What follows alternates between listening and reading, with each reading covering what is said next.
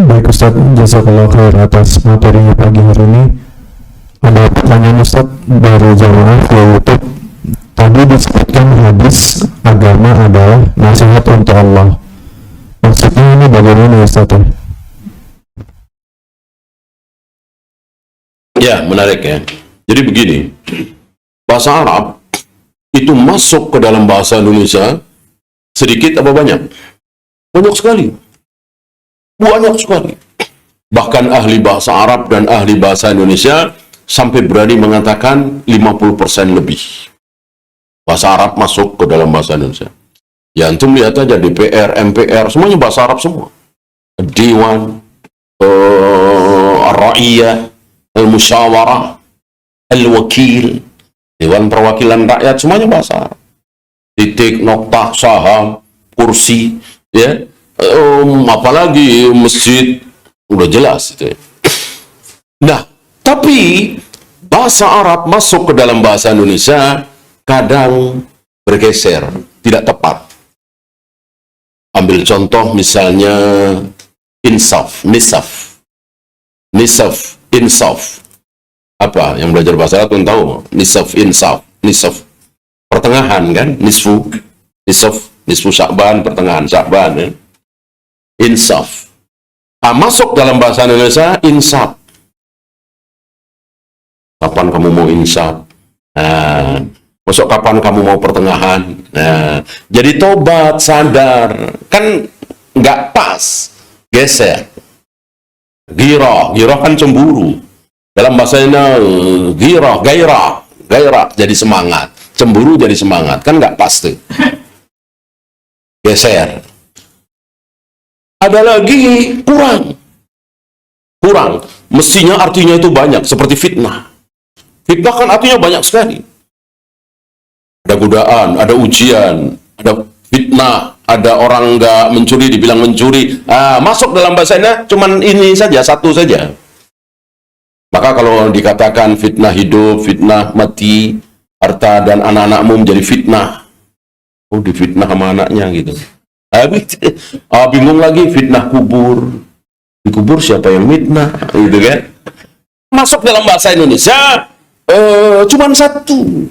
Termasuk nasihat. Nasihat itu dalam bahasa Arab ada 3 arti. Orang Arab sering mengatakan nasahtul asal. Aku menasehati madu. Madu dinasehati maksudnya apa? Dibersihkan. Kan dalam madu itu ada zat lain. Ada yang tidak murni madu, ada mengandung ini, itu. Dibersihkan. Jadi madu murni. Itu namanya menasehati madu. Ada lagi nasahtus saub. Aku menasehati pakaian. Maksudnya apa? Memperbaiki, menambal pakaian. Satu lagi menasehati seperti bahasa kita tadi. Ya. Orang yang malas sholat dinasehati supaya rajin sholat. Nah, kira-kira yang pertama, yang kedua, apa yang ketiga? Nasihat untuk Allah yang pertama, yang mana? Yang pertama. Artinya membersihkan Allah dari apapun selain Allah. Jadi Allah itu sendirian, bersih, murni. Berapa banyak dari kita yang Allah itu tidak dibersihkan? Artinya Allah bercampur dengan jimat, dukun, keris. Ya. Dia yakin Allah bisa menurunkan hujan. Tapi dia juga yakin kerisnya juga bisa. Jimatnya juga bisa. Allah bisa mendatangkan rizki. Tapi tidak dibersihkan. Ya. Kerisnya, jimatnya, kiainya juga bisa mendatangkan rizki. Gitu ya. Itu maksud Nabi, nasihat untuk Allah. Wallahu. Paham ya? Ada lagi? Silakan. Ada Ustaz, ini pertanyaan dari Ibu Ustaz. Sama, apakah bagaimana ciri-ciri orang yang dicintai oleh Allah? Kemudian yang kedua, bagaimana kita tahu beda antara hiburan atau Allah sedang meninggalkan derajat seseorang? Bagaimana kita tahu kita dicintai oleh Allah? Taat. Orang yang taat, insya Allah dia dicintai Allah. Dan taatnya taat yang benar. Orang sholat nisfu Sya'ban, dia sedang taat apa sedang maksiat? Maksiat. Orang puasa hari kelahiran, karena dia lahir hari Rabu, maka tiap hari Rabu dia puasa. Atau dia lahir hari Jumat Kliwon misalnya. Tiap Jumat Kliwon dia puasa. Puasanya sama seperti puasa Nabi. Dari subuh sampai maghrib. Ada sahurnya dan seterusnya. Dia sedang taat apa sedang maksiat? Sedang maksiat. Jadi taat yang benar. Sesuai sunnah Nabi SAW. Insya Allah. Nah, sesuai dalil kan? Orang yang dicintai oleh Allah adalah seperti itu. Karena kan kita tidak tahu yang gaib. Kalau kita tahu yang gaib, iya. Nama kita disebut oleh Allah. Tapi kan kita nggak dengar, nggak tahu. Di depan siapa? Di depan Jibril. Ketika Allah mencintai seseorang, Allah panggil Jibril. Wahai Jibril, aku mencintai si fulan. Dan disebut nama itu. Dan mustahilkah nama antum disebut? Tidak mustahil. Oh, saya ini siapa? Saya bukan ulama. Enggak. Banyak dalil yang menyatakan bahwa Allah mencintai orang yang begini, begini, begini. Maka tidak mustahil nama antum disebut oleh Allah di hadapan Jibril.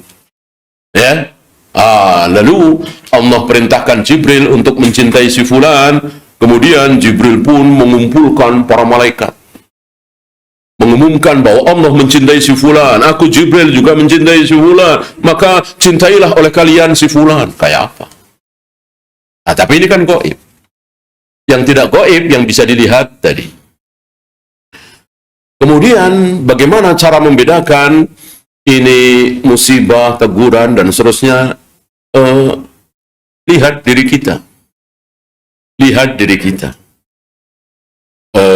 Ketika kita banyak melakukan maksiat, ketika kita jarang sholat berjamaah di masjid, ketika kita jarang baca Al-Quran, lalu kita sakit, lalu kita bangkrut, kita merasa sedang dinasehati, itu bagus.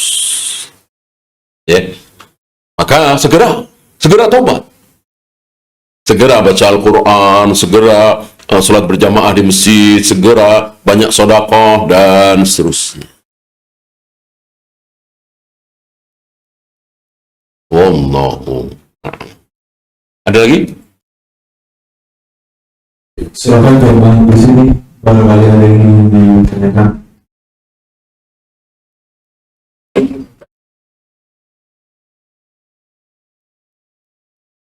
Yang keduanya apa? Tadi bagaimana kita tahu perbedaan antara Tuhan atau Allah sedang meningkatkan derajat seseorang? Iya, kita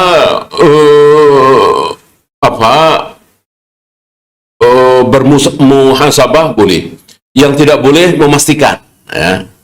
Saya sedang ditegur nih, saya sedang dinaikkan derajat saya, sedang akan gaib, nggak ada yang tahu. Maka kita bermuhasabah lebih baik. Membesarkan diri di hadapan Allah, apa merendahkan diri di hadapan Allah yang baik? Merendahkan. Maka rendahkan diri kita. Saya banyak maksiat, saya banyak berbuat dosa. Walaupun tiap dengar azan kita ke masjid misalnya, tetap kita rendahkan diri kita. Kan banyak amalan-amalan yang mungkin belum kita lakukan. Betul, tiap dengar azan kita langsung ambil wudhu ke masjid, tapi jarang ke tempat ibu gitu. Padahal ibu nggak jauh-jauh amat di Cirebon misalnya, tapi setahun sekali. Kita merasa mungkin saya kurang sering, kendaraan ada, kenapa nggak tiap bulan atau tiap 2 bulan sekali ya. Boleh seperti itu. Oh, mungkin sering ke rumah ibu, oh mungkin saya kurang sedekah, tambah sedekah ya. Mungkin saya kurang baca Al-Quran. Ini lebih baik seperti itu.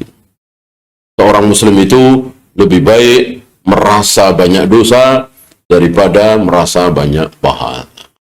Maka kita ingat, kekurangan-kekurangan kita, kesalahan-kesalahan kita. Para sahabat aja kan begitu. Apakah para sahabat, Abu Bakar misalnya, Umar misalnya, begitu masuk Islam, langsung menjadi manusia mulia terbaik? Tidak, ada proses. Ada proses. Bahkan di dalam proses ini luar biasa. Nabi sedang khutbah Jumat, para sahabat, apa? Keluar dari masjid. Ngapain? Ngerumunin dagangan yang baru datang dari Syam. Ini proses ini. Ini proses. Setelah turun ayat di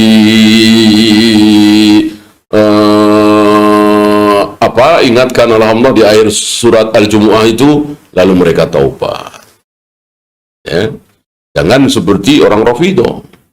Orang Rafidhah ada tokohnya ngomong di TVRI waktu itu, saya ingat betul, alhamdulillah dia udah nggak ada. Kami orang Syiah nggak menghina sahabat. Tapi ini kenyataan. Lihat aja akhir surat Al-Jumu'ah. فَإِذَا رَأَتْ تِجَارَةً أَوْ لَهْوًا انفَضُّوا إِلَيْهَا وَتَرَكُوكَ قَائِمًا. Ketika datang perniagaan, lalu mereka keluar meninggalkan engkau yang sedang berdiri khutbah. Betul, memang betul. Lalu si tokoh Syiah ini mengatakan, nih, saya nggak caci maki, memang mereka begitu. Ya, dia lupa ini sedang proses menjadi baik para sahabat itu. Setelah turun ayat ini mereka bertaubat, nggak ada lagi yang seperti itu. Terus peristiwa Ka'ab bin Malik, terus Aisyah dan Hafsah yang membohongi Rasulullah, dibahas itunya doang. Tidak faham kalau itu adalah proses menjadi baik. Yang bahkan membocorkan rahasia Nabi, ya kan? Hatib bin Abi Balta'ah. Yang surat rahasianya itu membocorkan rahasia Nabi itu dititipkan kepada seorang wanita yang menuju Mekah dan seterusnya. Artinya para sahabat ini dalam perjalanan hidupnya jatuh bangun, ya. Artinya berbuat maksiat, habis itu taubat, berbuat salah, habis itu memperbaiki diri. Nah, hanya para sahabat bedanya dengan kita, mereka berbuat salah itu berapa kali? Sekali. Kesalahan yang itu ya, sekali. Habis itu taubat. Nggak kayak kita, ngulang lagi. Tapi ketika kita bertaubat, Allah tidak bosan. Allah terus siap menerima taubat kita. Allahu. Ada lagi? Habis? Sepertinya cukup, Ustaz. Iya. Kalau cukup, kita akhiri. Subhanakallahumma bihamdika asyhadu an la ilaha illa anta astaghfiruka wa atubu ilaik. Assalamualaikum warahmatullahi